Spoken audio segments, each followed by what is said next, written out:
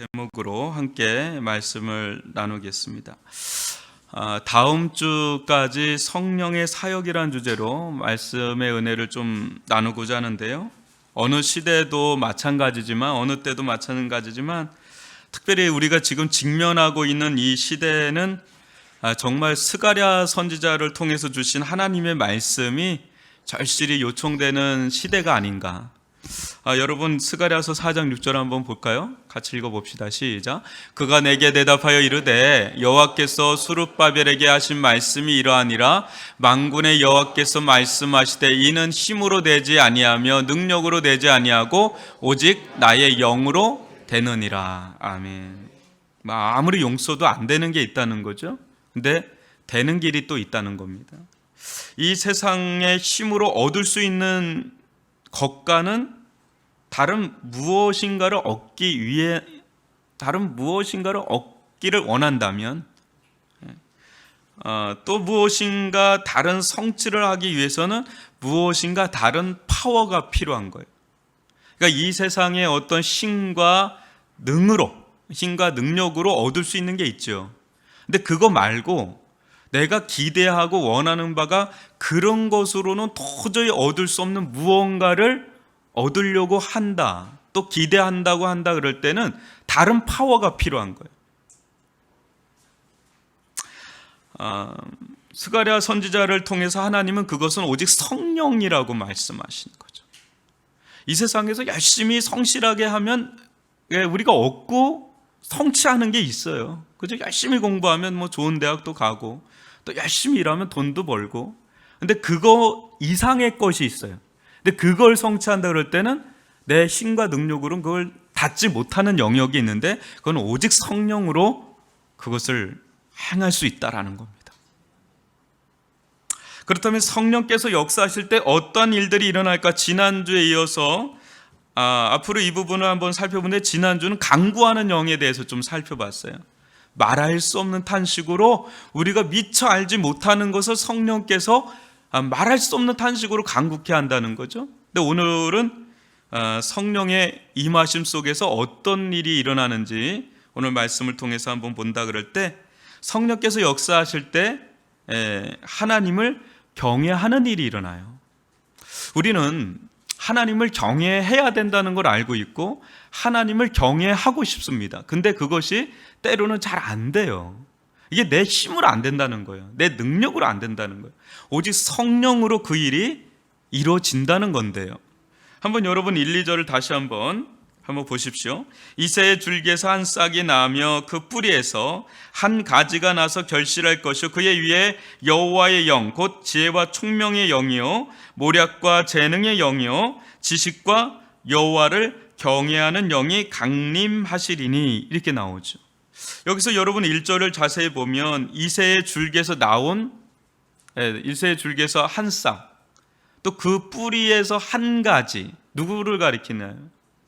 누구를 가리킵니까? 예수 그리스도, 메시아에 대한 예언입니다. 메시아에 대한 예언, 예수 그리스도입니다. 근데 우리의 주가 되시는 이 예수 그리스도 위에 누가 강림한다고 그래요? 2절에 보니까 여호와의 영이 강림한다는. 근데 사도 요한은 이 부분을 조금 더 구체적으로 묘사를 하는데, 강림을 하는데 어느 수준으로 강림하는지를 요한복음 3장 34절에서는 어떻게 표현하고 있냐, 같이 읽어볼까요? 시작. 하나님이 보내신 이는 하나님의 말씀을 하나니 이는 하나님이 성령을 어떻게 주신대요? 한량없이, 제한 없이 막 무한대, 무한 리필 이렇게 그냥 부어주신다는 이런 거. 리필은 아닌데. 우리는 어때요? 대부분 성령 충만을 사모하고 성령의 기름 부으심을 사모합니다. 근데 마치 가뭄 때 논바닥이 쩍쩍 갈라지는 어떤 농부의 심정처럼 우리의 그런 상황을 해소할 수 있는, 해결할 수 있는 건 단 하나밖에 없잖아요. 그냥 소낙비가 확 쏟아지는 거 외에는 그 천수닭 같은 그 논바닥 있잖아요. 그 남해에 가면 이렇게 층으로 되어 있는 밭이 있어요. 이렇게 아름다워요. 근데 거기 쩍쩍 갈라진 데를 뭐 농부가 그 밑에서 그냥 물지개 띄고 막 이렇게 해가지고는 그걸 감당할 수가 없잖아요. 까짝까짝 해가지고는 감당할 수가 없잖아요. 그런데 막 비가 막 그냥 소낙비가 막 흐드러지게 막 1시간 2시간만 퍼부으면 거기서 차고 넘쳐서 이런 일들이 일어나거든요. 우리들 가운데요, 성령의 은혜가 마치 이슬과 같이, 그 이슬이 어때요? 내릴 때는 좋은데 햇빛이 쫙 들면 금방 쓰러지는 것처럼 그 정도 가지고는 우리가 신앙생활을 영위하기가 너무 뻑뻑하다는 거죠. 근데 어느 순간에 성령께서 막 기름부터 막 부어주실 때 지금 넉넉하게 차고도 넘치는 일들이 막 일어나게 되는 거죠. 지금 예수님께 그런 일이 일어나요. 한량없이 주시는 거예요. 한량없이 주시는 거예요. 너무 부럽죠. 그러니까 예수님의 사역이 거기서 보이는 거예요. 예수님은 어떻게 그런 사역을 할 수 있었을까 할 때 성령이 기름부터 부어지는 바 한량없이 부어지니까 그런 일이 일어나는 거죠. 교회는 그리스도의 몸으로서 이 성령이 기름부터 한량없이 부어지는 은혜의 때가 임할 때 그때 우리가 능가하는 일들이, 우리의 힘과 능력을 능가하는 일들이 일어나게 되는 줄 믿습니다. 그래도 우리는 그런 게 없어도 열심히 우리의 본연의 의무를 충성되게 하지만 그것을 의지하는 게 아니라 그걸 너머로 의지해야 되는 거죠. 성령의 한량없이 부어주시는 은혜를 기대하고 또 기도하고 바라야 되는 것이죠. 여러분, 한번 그 성령은 어떤 분인가에 대해서 우리가 좀 여기서 좀 살펴볼 필요가 있는데, 많은 사람들이 성령을 어떤 에너지라고 생각할 때가 있어요. 파워 막 이렇게 막 슈퍼 파워 막 이렇게 해가지고 막 이렇게 비인격적 어떤 에너지 막 또 어떤 힘, 또 어떤 일을 성취하기 위한 어떤 수단과 도구 정도로 이렇게 폄하할 때가 좀 있어요. 근데 이게 굉장히 위험한 거예요. 성령은 어떤 분이십니까? 성령은 여러분이 알고 있는, 여러분들이 체험하고 경험하고 만난 성령님은 어떤 분이세요? 예? 성부 하나님과 성자 예수 그리스도와 성령, 어떤 분이라래요? 성령 하나님이라고 그러죠. 그러니까 성령님은 인격적인 분이시다. 비인격적인 어떤 파워가 아니라, 비인격적인 어떤 에너지가 아니라, 또 내가 무슨 일을 위한 어떤 수단과 도구가 아니라 그분은 굉장히 인격적인 분이시다는 거죠. 지난주에도 얘기했지만 그분은 우리 어디에 계신다고요? 우리 안에 거주하면서, 어바이드 하면서 산단 말이죠. 우리 안에 인드웰링 한다, 거주하면서 산다는 거죠. 그래서 완전하신 하나님이시고요, 스스로 역사하시는 완전하신 하나님. 그래서 성경이면 예수님과 하나님 아버지의 그 어떤 지시를 따라서 움직이는 장면도 있지만 성령께서 주도적으로 역사할 때도 굉장히 많습니다. 그분은 스스로 역사하시는 완전하신 하나님이시고 인격적인 하나님, 그분이신 줄 믿습니다. 그렇게 오늘 말씀에서도 성령님을 어떻게 소개하고 있어요? 지혜와 총명의 영, 모략과 재능의 영, 지식과 여호와를 경외하는 영. 다 어때요? 물질적이고 비인격적인 어떤 힘이나 에너지를 묘사한다기보다는 어때요? 굉장히 인격적인 모습을 묘사하는 거예요. 굉장히 인격적인 모습을. 그렇다면 예수 그리스도께 한량없이 강림하신 성령께서 궁극적으로 하시는 사역이 뭔지를 한번 여러분 2절을 잘 보면 어때요? 궁극적으로 뭘 하는 거예요? 모략과 지혜와 총명, 모략과 재능, 지식 이걸 주는데 그 모든 게 지향하는 게 결국은 뭡니까? 여호와를 경외하는 영이라는 거예요. 여호와를 경외하는. 여러분 한번 보세요. 우리들 가운데는 스피릿이 있습니까? 없습니까? 성령을 홀리 스피릿이라 그러는데, 스피릿, 이 영혼이 있습니까? 없습니까? 우리는 영혼이 있죠. 근데 얼마 전에도 TV를 보니까 베토벤에 대해서 쭉 나오는 프로가 있더라고요. 쭉 보는데 굉장히 재밌더라고요. 베토벤에 대해서 쭉 나오는데 그 인생 자체가 너무 재밌더라고요. 그 사람 때부터 아주 그 현란한 피아노의 세계가 새롭게, 우리 예인자매가 보니까 말을 못하겠어요. 갑자기 어디서 지금 피아노 얘기를 하고 있나. 근데 이렇게 보면 그때 당시에 피아노가 개발이 되면서, 맞나요? 예, 그러면서 피아노 기법이 달라지는데 우르르 꽝꽝이에요. 제가 볼 때는.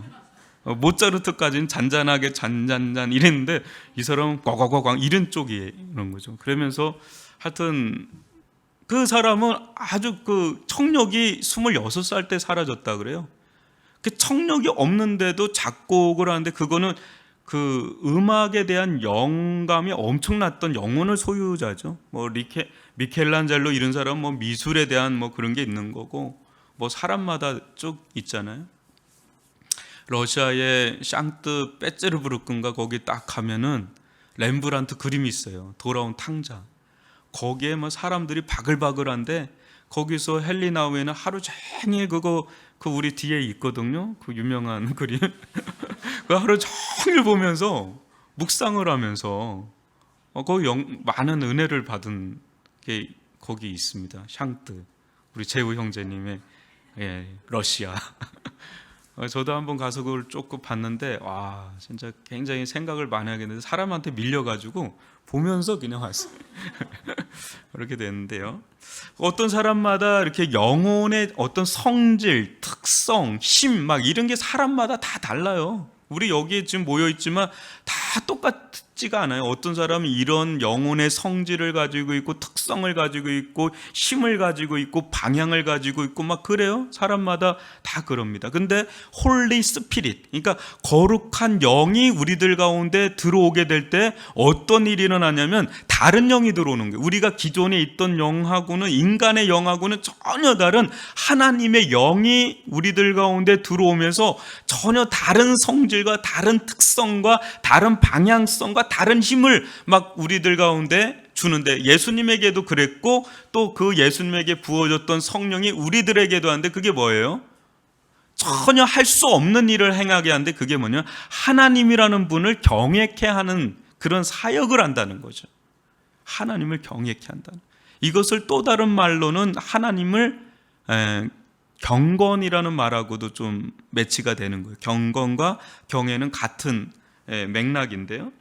여러분, 우리가 하나님을 경외한다고 그럴 때 선수적으로 따라 붙어야 되는 게 있습니다. 우리가 하나님을 경외해야 된다는 것도 알고 경외하고 싶은 것도 아는데 그렇게 되려면 먼저 선수적으로 일어나야 되는 일들이 있어야 되는. 그게 뭐냐면 오늘 2절에 나와 있는 것처럼 지혜, 지식, 모략, 재능, 지식 이게 다 뭐하고 연결되어 있는 거예요? 무엇인가 알아야 되는 거예요. 무엇인가 알아야 되는데 무엇인가를 아는 것과 하나님을 경외하는 것은 어떤 관련이 있는가 이걸 좀 살펴봐야 돼요. 하나님을 경외하는 대로 가기 위해서는 먼저 이 단계를 지나가야 되는데 이 단계가 뭐냐면 무엇인가 알아야 되는 거예요. 근데 무엇인가 알아야 되는 거가 뭐냐?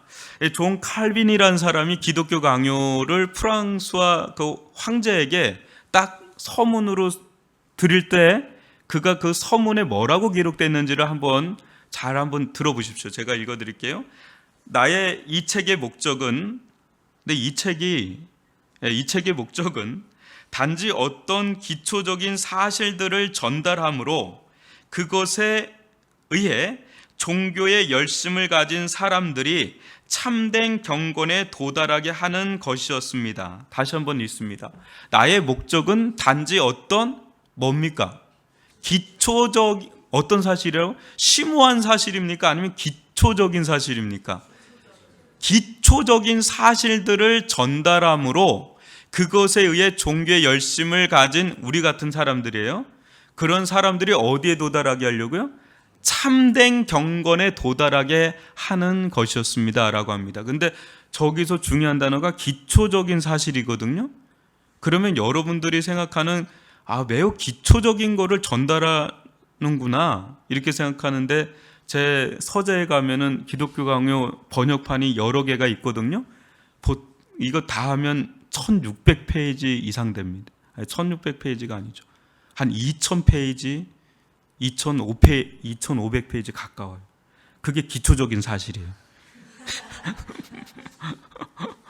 이게 신학생들도 많이 읽었을 거예요.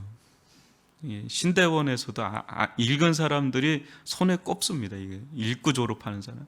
읽으면 너무너무 대단한 책인데 그것을 평신도의 참된 경건을 위해서 쓴 평신도용 책이에요. 그 시절에 1015세기경. 기초적인 사실입니다. 심오한 건 따로 있고요.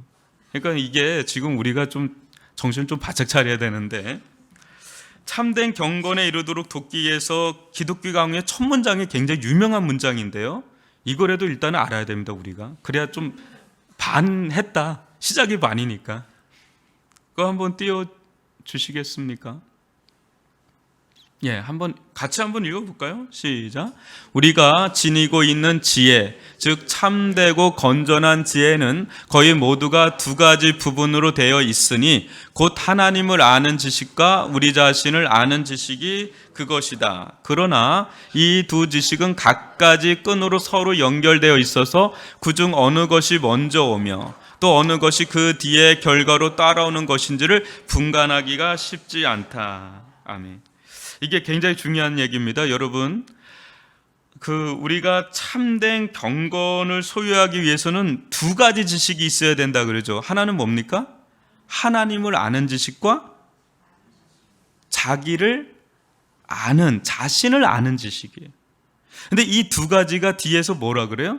분간하기, 뭐가 닭이 먼저냐 달걀이 먼저냐, 그거를 분간하기가 어려운 것처럼 하나님을 아는 지식이 먼저냐 인간을 아는 지식이 먼저냐, 이거를 분간하기가 어려울 정도로 서로 연결되어 있다는 거예요. 이걸 좀 더 풀면 이런 말이에요. 쉽게 말하면 하나님을 알 때 비로소 자기 자신을 안다는 거예요. 아멘입니까?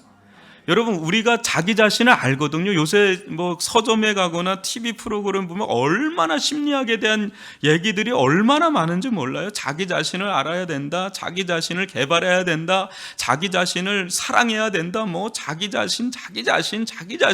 오늘날 뭐 자아중심 시대이기 때문에 이게 얼마나 모른다는 거예요. 그렇게 해가지고는 자기를 아무리 들여다본다고 해서 그게 자기를 알 수 있는 게 아니다라는 거예요. 하나님을 알 때 비로소 자기 자신을 제대로 볼 수 있다는 겁니다. 또 그 말은 또 역으로 뒤집어서 보면 뭐예요? 자기 자신을 정확히 안자만이 하나님을 안다는 거예요. 아멘입니까? 몇 분은 이거 아닌 것 같은데 이런 얼굴이라서 이게 더 이상 안 나는데, 여러분, 우리가 하나님을 깊이 만날 때 그때 비로소 어때요? 이전에 알았던 나가 아니라 진짜 나의 실체를 보고 거기서 막 통곡이 일어나고 회개가 일어나고 거기서 어떻게 됩니까? 완전히 뒤집어지고 변화되는 일이 거기서 일어난 거 아닙니까? 우리가 우리 자신을 정말 제대로 알면 알수록 그 속에서 어때요? 하나님을 비로소 보게 되고 하나님을 비로소 알게 되는 일들이 또 선순환적으로 막 일어나잖아요. 지금 칼빈이 그걸 얘기하는 거예요. 그래서 칼빈이 인용했던 말이 뭐냐면, 소크라테스가 인용했다고 하는 어떤 성전에 들어가면 너 자신을 알라, 그걸 인용을 하면서 기독교 강요가 들어가요. 한번 읽어보세요. 한 2500페이지 정도 되는데 뭐 어렵지는 않습니다. 한번 도전! 해가지고 한번 언제 제가 기회 되면 이것도 한번 기독교 강요도 한번 세미나로 가야 되겠다. 여러분, 수요일날 한번 오세요. 시간 되면. 제주김의 교리에 대해서 나가거든요. 어디서도 듣기 힘든 말씀이니까 여러분 반응이 별로 시원찮은데, 하여튼 그렇습니다. 하여튼 오십시오. 오는 사람은 은혜를 받을 거고. 근데 여러분 한번 보세요. 이 지식이 얼마나 중요한지 잠언서 1장 7절도 한번 읽어보겠습니다. 시작. 여호와를 경외하는 것이 지식의 근본이언을 미련한 자는 지혜의 훈계를 멸시하느니라. 여기서도 어때요? 지식의 근본이 뭡니까? 여호와를 경외하는, 이게 계속 맞물려가, 여호와를 경외하는 것과 지식이 계속 맞물려 간다는 것을 우리에게 보여주는 거예요. 그래서 성령께서 하나님을 경외하게 함에 있어서 무엇보다 지혜, 총명, 모략, 재능, 지식 등을 동반해서 우리들 가운데 역사를 한다는 겁니다. 여러분, 사람은 무엇인가를 반드시 경외하게 돼 있고 경배하게 돼 있어요. 그 존재 자체가 그래요. 자기가 그렇게 하지 않으려고 해도 존재의 본질 자체가 무엇인가를 섬기게 돼 있어요. 무엇인가를 경외하고 무엇인가를 따르게 돼 있단 말이에요. 그런데 그 자리는 원래 하나님의 자리예요. 근데 하나님의 자리를 그 윗등을 딱 잘라버린 거예요. 이 시대는. 이 세상은 그 하나님이란 존재를 딱 잘라버린 겁니다. 그러면 그 자리는 지금 어떤 자리예요? 그냥 빈자리가 되는데 비지 않아요. 그 자리는 무엇인가로는 무조건 채워지게 돼 있단 말이죠. 그걸 뭘로 채우겠어요?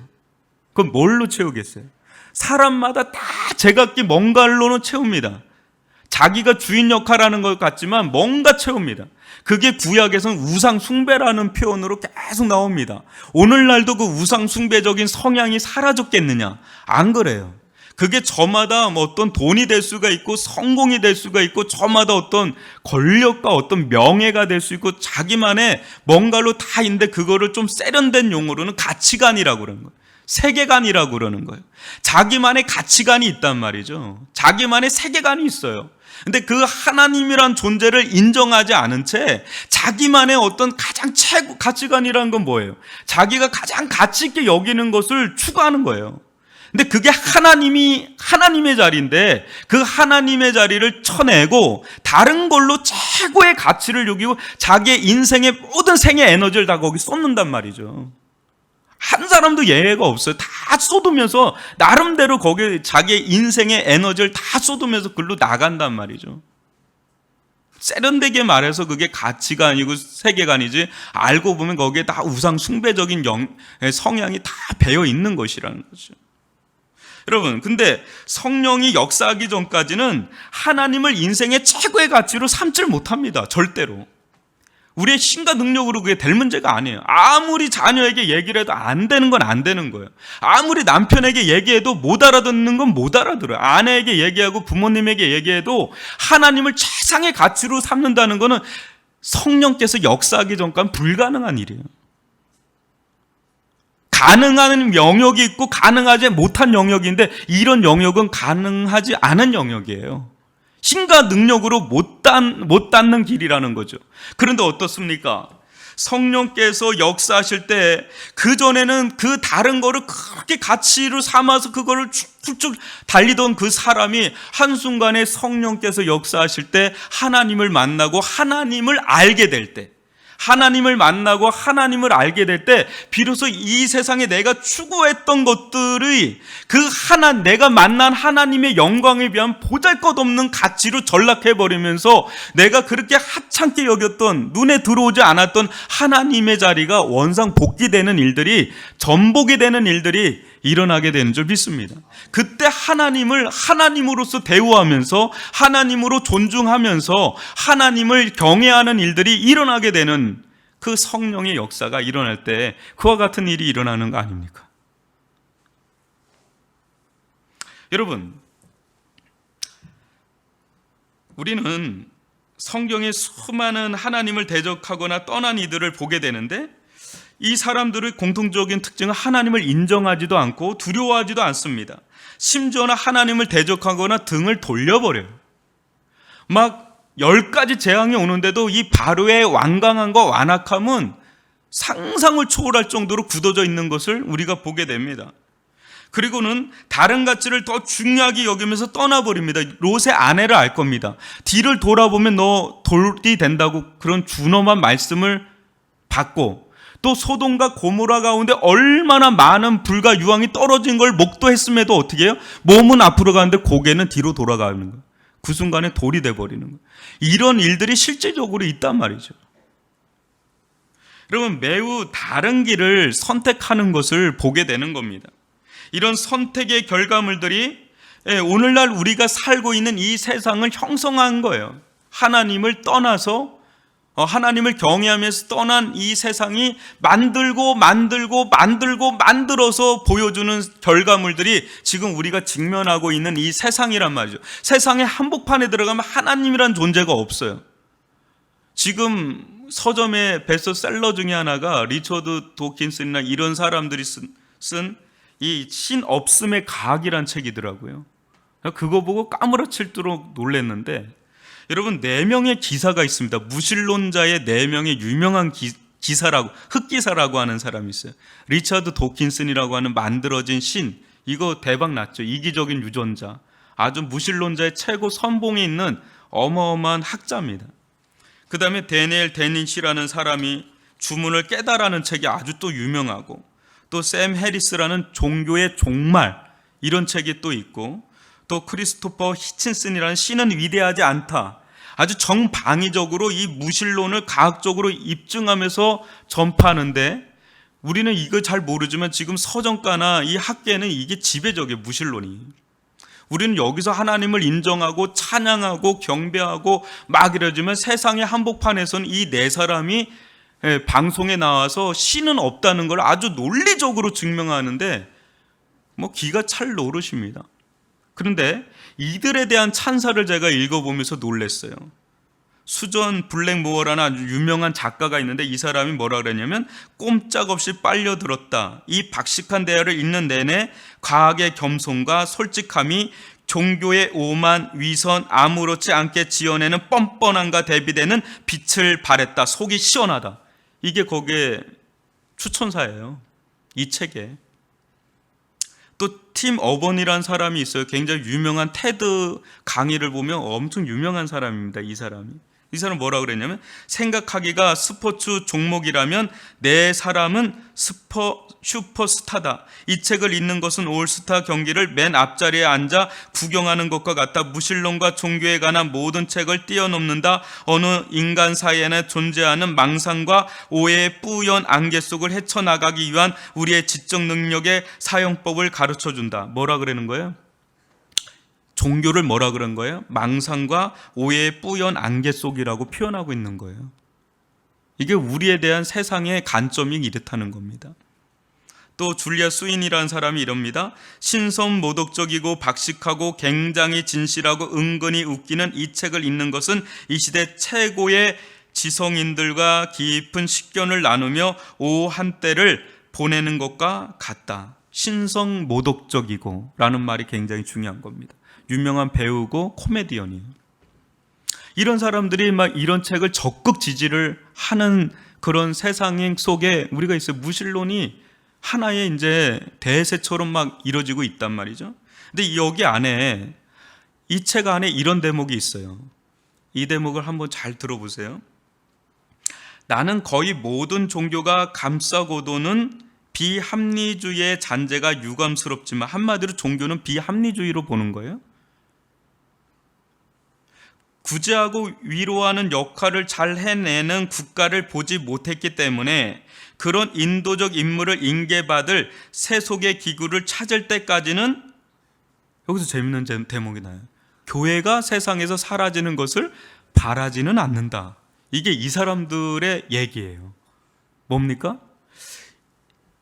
이들은 박애주의적으로 세상이 돼야 된다는 것을 알아요. 근데 그 박애주의적인 세상은 없다라는 걸 또 알아요. 그럴 수 있는 국가가 있으면 좋으련만 그런 국가를 본 적도 없고, 그런 어떤 기구가 있으려면 좋겠건만 그런 기구도 없으니까 그나마 그걸 하고 있는 걸 보고 있는 거예요. 그걸 하고 있는 데가 어디입니까? 교회라는 거예요. 근데 교회가 왜 그 일을 할 수 있는 힘이 있는지는 이들은 모르는 겁니다. 알 수가 없어요. 그들이 아무리 지적으로 탁월하고 높은 학식을 갖고 있더라도 성령의 은혜가 아니고선 그 본질, 그 일을 가능하게 하는 본질을 헤아릴 수조차가 없는 겁니다. 이게 그들의 한계라는 거죠. 아멘이십니까? 도무지 세상 사람들의 눈에는 이해가 가지 않는 아주 이상한 족속이 바로 크리스찬들이에요. 그래서 베드로후서 4장 3절로 4절을 한번 읽어봅시다. 시작. 너희가 음란과 정욕과 이방인의 뜻을 따라 행한 것은 지나간 때로 족하도다. 이러므로 너희가 그들과 함께 그런 극한 방탕에 다름질하지 아니하는 것을 그들이 이상히 여기는 거예요. 이상한 자들이 나온 거예요. 이 세상에, 아주 세상의 가치관으로는 해석이 안 되고 설명이 안 되는 아주 이상한 족속 하나가 나왔는데, 그가 크리스찬들이, 너희들이란 크리스찬이라는 거죠. 세상의 눈으로 너무 이해가 잘 가면 그 사람은 크리스찬이 아닙니다. 너무 이상한 거예요. 아주 그렇다고 또 이상하게 이상하면 안 되고요. 제대로 이상해야 되는데 너무 이상한 거예요. 그런데 그게 정상이에요. 그게 정상이라는 거예요. 반면에 하나님을 떠난 세상의 실체를 성경은 무엇이라고 고발하고 있는지 여러분 로마서 1장 28절로 32절을 저와 여러분이 한 절씩 교독하겠습니다. 또한 그들이 마음에 하나님 두기를 싫어하며 하나님께서 그들을 그 상실한 마음대로 내버려 두사 합당하지 못한 일을 하게 하셨으니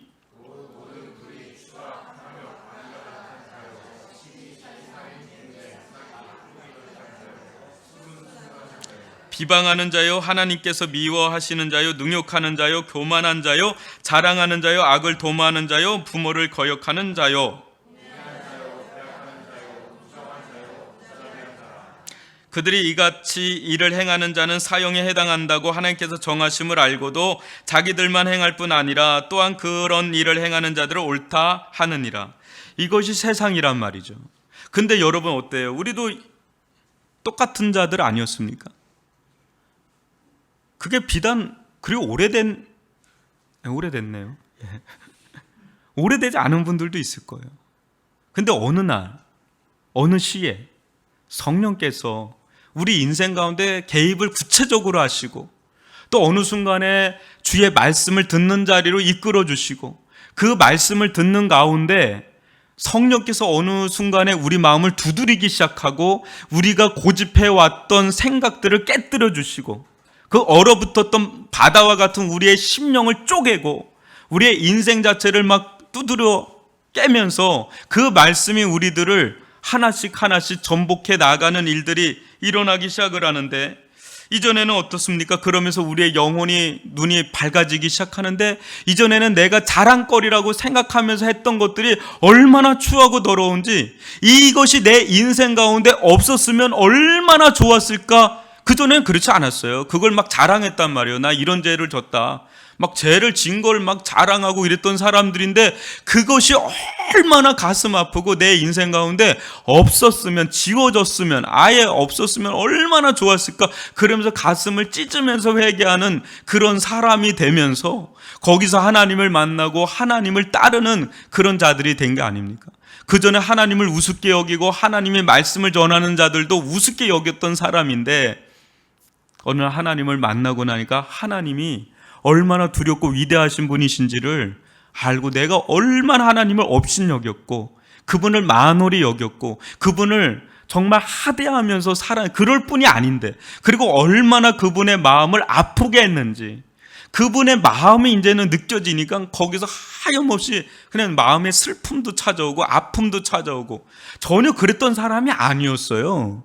얼마 전까지만 해도 얼마나 자기가 천상천하 유아독존이라고 막 자기가 그냥 세상의 중심이라고 생각하면서 막 이렇게 살던 사람인데 어느 한순간에 무너지기 시작하는데 그렇게 부드러운 사람이 되기 시작하는데 이게 어떻게 이렇게 변화됐는지. 예전에 예수님을 만난 분이 있어요. 그분이 그래요. 60이 넘어서 만났어요. 예수님 아주 극적으로 만난 겁니다. 근데 그분이 그래요. 목사님 너무 서운합니다. 그래요. 아니 뭐가 서운하세요? 그러니까 아니 왜 이 예수님을 제가 지금에서야 만납니까? 60이 돼서야 만납니까? 이 좋으신 분을 내가 일찌감치 만났으면 얼마나 더 좋았습니까? 그분이 그럴 뿐이 아니거든요. 그럴 뿐이 아닌데 예수님을 만나고 나니까 그런 인식이 오는 거예요. 좀 더 빨리 만났었으면 그렇게 복음을 전하고 할 때는 못 알아듣던 분인데 예수님을 진짜 만나고 나니까 하나님을 만나고 나니까 이 좋은 분을 늦게 만난 게 너무 후회가 되고 너무 서운한 거예요. 왜 다른 사람은 일찍 만났는데 왜 자기는 늦게 만나졌나 이런 아주 거룩한 서운함을 가지고 되는 이런 일들이 일어나는 거죠. 여러분들도 그런 경험들이 다 있지 않습니까? 이게 성령께서 역사할 때 그런 일들이 우리들 가운데 알 수 없는 일들이에요. 실은 누구든 이게 알 수 없는 일들입니다. 어느 순간인가 이게 너무 익숙해서 우리가 이렇게 있지만 이게 낯선 사람들은 어마무시하게 낯선 일들이에요. 근데 그게 우리들 가운데 막 일어날 때 우리도 감동하고 감격하지만 주변에 있는 사람도 그 사람 전도했던 사람도 주변에 있는 사람도 너무 감격하고 그런 일들이 지금도 심심찮게 막 일어나고 있단 말이죠. 사랑하는 성도 여러분, 성령은 처음에 우리가 예수님을 믿을 때만 역사하는 분이 아니십니다. 성령님은 어때요? 지속적으로 믿는 자들 안에 역사하는데 그 역사의 증거는 두 가지인데요. 하나는 이전에 알고 있던 하나님의 말씀, 그 하나님 진리의 말씀을 새롭게 깨닫는, 인식되는 그런 일들이 일어나게 돼요. 여러분, 어느 순간에 똑같은 말씀을 전해도 어떤 사람은 눈이 반짝반짝하면서 말씀 듣는 사람이 있고, 어떤 사람은 그냥 변함없이 주일날 와서 주무시다가 그렇게 또 돌아가세요. 근데 또 변함없이 오세요. 또 그런 은사가 있는데, 그랬던 사람인데 어느 순간에 그런 졸았던 사람도 성령께서 역사하시면 변화되고, 또 우리가 늘 알았던 말씀인데 새롭게 다가오는 일들이 일어나고, 또 어떻습니까? 내 개인적으로도 어느 때는 성령 충만한 은혜를 누릴 때 있지만 어느 때는 우리가 좀 이렇게 처질 때가 있지 않습니까? 신앙에 어떤 굴곡이 있잖아요. 근데 어느 때는 막 꾸벅꾸벅 조는 시기를 거닐 때가 있지만, 어느 때 성령께서 역사하면 새롭게 그냥 하나님 말씀이 다가오는 그런 경험을 할 때가 있단 말이죠. 근데 그러면서 실은 하나님을 아는 지식이 계속 증가가 되고, 그 하나님을 아는 지식에서 자라나갈 때 실은 우리는 하나님을 하나님으로 더 모시고 더 경외하게 되는 그런 일들이 일어나게 된단 말이죠. 저는 우리 성도들 한 사람 한 사람들이요, 시간이 지나면 지날수록 하나님을 경외하는 법에 있어서 더 깊어져 갈 수 있기를 바랍니다. 우리가 알고 있는 하나님을 아는 지식과 또 예수 그리스도 아는 지식이 이 정도라면 그 너머의 세계에 빛이 들어와야 실은 우리는 더 열려져서 더 하나님을 경외함으로 나아가지, 이 정도 지식으로는 이 정도의 성김밖에는 못 나오는 거예요. 근데 어느 순간에 성령을 통해서 우리들 가운데 말씀을 막 부어줘서 하나님을 아는 지식이 증폭이 되고 증가가 될 때 우리는 또 다른 성김과 또 다른 경외감으로 나아가게 된다는 말이죠. 여러분 아실 거예요. 출애굽기 1장 15절로 17절을 한번 읽어볼까요? 시작. 애굽 왕이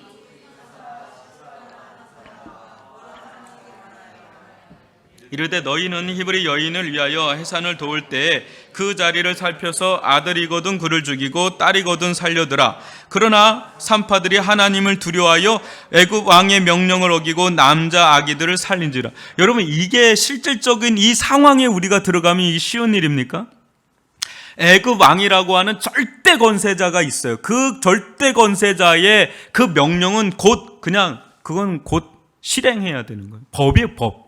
근데 그것을 어기고 누구를 더 두려워했다 그래요? 보이지 아니하시는 그 하나님을 더 두려워해서 생명을 살렸단 말이에요. 여러분, 하나님을 경외하는 사회와 하나님을 경외하지 않는 사회에 두드러진 도덕적 증상이 있는데, 그게 뭐냐면 하나님을 경외하면서 떠나는 사회는 생명을 경시해요. 근데 하나님을 경외하면 할수록 생명을 굉장히 존귀하게 여겨요. 근데 지금은 이 바로왕은 하나님을 경외하지 않는 자예요.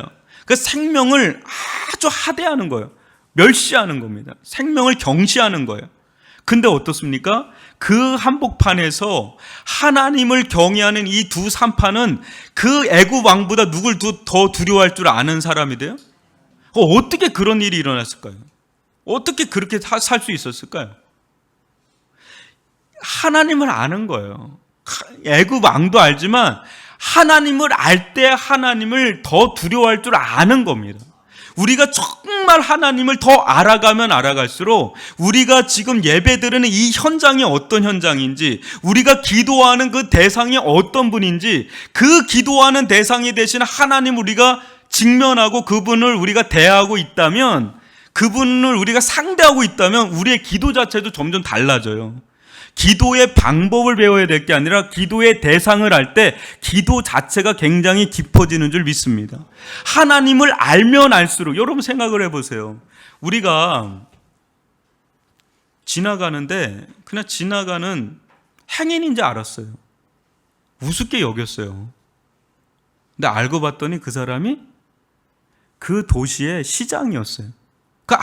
전과 알고 난 다음에 어때요? 똑같은 사람인데 대하는 게 다를 수밖에 없어요. 그 앞에서 어떻게 그렇게 함부로 노숙자처럼 대할 수 있겠어요? 똑같은 사람이라도. 그러니까 하나님을 우리가 알 때와 덜 알 때와 모를 때는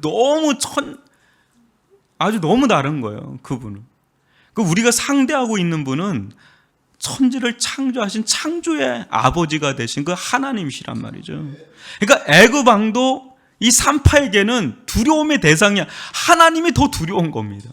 여러분, 우리가 잘 아는 이 다니엘서 6장 10절도 한번 읽어보십시오. 시작.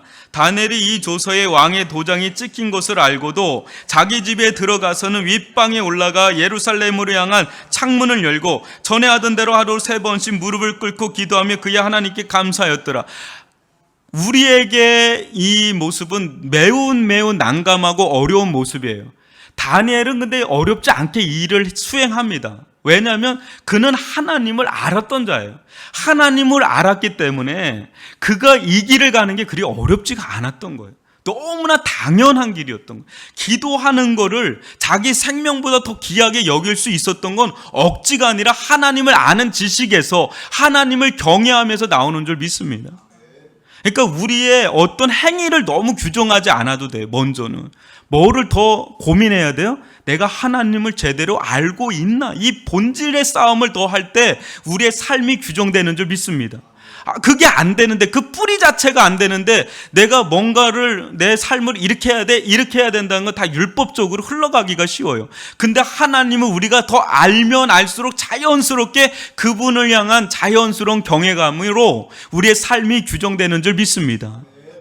그 자리에서 예배의 질이 달라지고 기도의 질이 달라지고 하나님을 섬기는 질이 달라지는 일들이 거기에서는 일어나는 줄 믿습니다. 여러분, 예수님께서도요, 십자가의 길을 가는 게 쉬웠습니까? 어려웠습니까? 어려웠어요. 근데 기도하셨죠. 기도하는 가운데 천사가 나타나서 힘을 붙드는 가운데 하나님을 아는 거예요. 하나님을 더 인식을 하는 거예요. 하나님을 더 인식하는 가운데 자기가 마땅히 가야 될 길에 대한 아주 명확한 진리에 대한 사로잡힘이 있을 때 십자가의 길도 갈 수 있었다는 거예요. 그게 우리의 힘과 능을 넘어서는 일들이 어디서 옵니까? 하나님을 제대로 알아가는데, 더 깊이 알아가는 데서 오는 그 경외심, 거기서 그런 힘이 나오게 되는 줄 믿습니다. 여러분, 하나님을 경외한다는 건 뭘까요?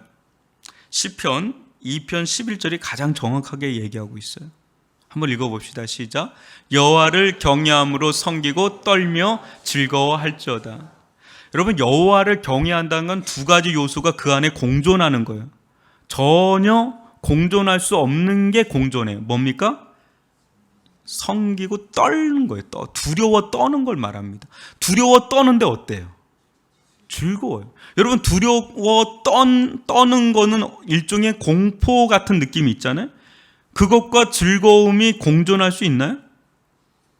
근데 공존해요. 공존한다면. 하나님을 정말 사랑합니다. 하나님을 정말 공경합니다. 하나님을 정말 두렵고 떨림으로 대하는 자는 그 마음에 뭐도 있어요? 동시에 그분이 너무 좋아요. 그분께 너무 가까이 가고 싶어요. 두렵고 떨리는데도 불구하고 그분이 기쁘고 그분이 즐거워요. 그분이 너무 사랑스럽단 말이죠. 이 두 가지가 결합된 게 하나님을 향한 경외, 경건, 피에타스라 그러는 거죠. 이게 정확한 경건의 감정이에요. 경외의 감정이에요. 두렵고 떨리는데 그분을 즐거워하는 거예요. 기뻐하는 거예요. 그러니까 이게 나쁜 공포가 아니라 좋은, 기분 좋은 두려움이라는 거예요. 이걸 쉽게 좀 설명을 제가 전에도 한번 드렸지만 어때요? 저를 그렇게 보는 분은 없는데 어떤 목사님인데 너무 신령해 보여. 그래서 저분을 언제나 한번 뵐 수 있을까 하는 마음으로 하는데 그분이 어느 날 식사를 하자 그러네. 식사를 하는데 그분 앞에서 식사를 하는 게 너무 힘들어. 너무 떨려가지고 어떻게 이게 입으로 들어가는지 코로 들어가는지 모르고 막 너무 두렵고 떨려. 막 그분 앞에 서면 내가 다 들여다보는 것 같고 막 두렵고 떨리는데 어때요? 그게 아주 기분 나쁜 두렵고 떨림이 아니라 그분하고 이렇게 식사 떠는 게 너무 그냥 막 영광이야. 그냥 막 영광이고 막 야, 나 그분하고 악수했다고 막 그런 일들이 많이 있어요. 더러. 그래서 그 어떤 목사님과 함께 한다는 것만 해도 황송해가지고 막 이런 일들이 있다면 식인 예를 내가 드는 거예요. 그래서 여러분 지금 가소로운 표정으로 저를 보고 있는데 그게 제가 그나마 설명할 수 있는 그래서 막 당신이 앞에 앉아 목사님 목사님 앞에 앉아 아니 힘들어 이런 얘기를 더러 할 때가 있잖아요. 그게 싫어서 그런 겁니까? 아니에요. 싫어서 그런 게 아니라 그게 이런 감정이 좀 있는 거예요. 진짜 공경하니까 그런 마음이 있는 거예요. 그런 성도가 아주 반듯한 성도예요. 실은 아주 좋은 성도예요. 목사님을 참 공경할 줄 알면서도 또 가까이 하고 싶고, 그러나 가까이겐 좀 먼 당신 같은 느낌도 있고, 이렇게 거리감 딱 이 정도. 이게 하나님을 너무 즐거워하고 기뻐하는데 그분이 두렵고 떨려요. 함부로 여길 수가 없으면서도 또 그분에게 끌리고, 이게 경건의 감정이라는 거죠. 그럴 때 그분의 말씀을 우습게 여기지 않으면서 또 가까이 하고 싶고 이렇게 되는 거예요. 이게 경외의 길을 갈 수 있는 거예요. 근데 이 두 가지 중에 하나가 무너지면 그 사람 율법적 신앙으로 흐르든지 아니면 세속적 신앙으로 흐르든지 그러는 거예요. 그분을 두려워하지 않아. 그러면 그건 세속적으로 흘러가기가 쉬워요. 그분을 너무 그냥 두려워만 해. 그런 율법적 신앙으로 흘러가기가 쉬운 거예요. 그러니까 이 두려움과 떨림 또 기쁨이 공존할 때, 즐거움이 공존할 때 아주 경건한 참된 신앙의 길을 가게 될 줄 믿습니다. 그런 자는 더 그분을 알고 싶어요. 더 그분을 알고 싶고, 그분을 알면 할수록 더 그분을 향해서 공경이 나오는 거야. 정말 두렵고 떨림으로. 그래서 나의 삶에 있어서 하나님을 경외치 못한 요소들을 발견하게 돼요. 재발견. 내가 이게 그렇게 하나님을 마음을 슬프게 했는지 몰랐던 게 발견이 되면서 시간에 대해서, 물질에 대해서, 삶에 대해서 계속 조정이 일어나니까 점점 아주 단단한, 아주 내면이고 영혼이고 단단한 사람으로, 아주 흔들림 없는 하나님을 경외하는 사람으로 일어나게 되는 경건한 하나님의 사람이 되어가는 줄 믿습니다. 우리들 그런 길을 걸어갈 수 있게 해달라고, 이게 내 힘으로 되는 것이 아니라 성령께서 우리들 가운데 여호와를 알게 하시고 여호와를 경외케 하심으로 그 길을 걸어갈 수 있게 해달라고 오늘 밤 우리 함께 기도할 수 있기를 주님의 이름으로 축원합니다. 제가 잠깐 기도하고 기도하러 나갔습니다. 오 아버지 하나님, 주님께서 저희들 가운데 사람의 힘과 능으로 할 수 없는 영역이 있다는 것을 보게 하시고, 하나님 성령의 기름 부으심의 은혜 속에서 하나님을 더 알아가게 하시고, 하나님을 더 알아가면 알아갈수록 하나님을 더 경외하게 하시는 것, 아버지 오늘 말씀을 통해서 알게 되었는데, 하나님을 두렵고 떨림으로 볼 수 있는 아버지 마음을 허락하여 주시되, 하나님을 또한 즐거워하며 가까이하며 기꺼워하며 기뻐할 수 있는 자들이 될 수 있게 하여 주시옵기를 원합니다. 세월이 지나가면 갈수록 하나님을 더 알기를 원합니다. 하나님을 아는 그 자리에서 우리 자신을 깊이 알 수 있사오니, 하나님 우리 자신을 어디서 발견할 수 있겠습니까? 하나님을 발견하는 그곳에서 우리를 알 수가 있사오니, 우리 저희들을 붙들어 주시옵기를 원하며 하나님을 경외하는 길로 나아가게 도와주시며 성령의 은혜를 받게 하여 주시옵기를 원합니다. 하나님, 우리가 미처 알지 못하는 하나님을 더 깊이 날마다 알아갈 수 있는 축복을 허락하여 주옵소서. 주님께서 함께하여